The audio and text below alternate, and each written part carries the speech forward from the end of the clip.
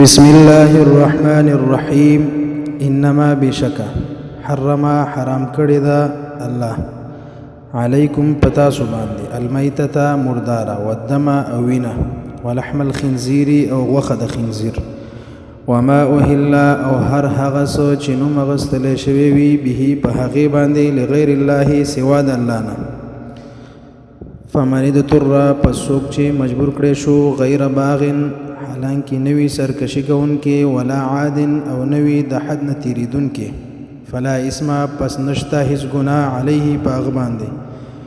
ان الله بشک الله غفور الرحیم بخونکې دی او مهربان دی. ان الذين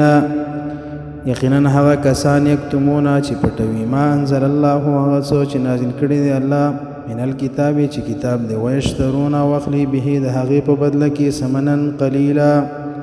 عوض لگ اولئک دغه خلق ما یاکلون نخری فی بطونهم په خېټو خپلو کې الا النار مگر اور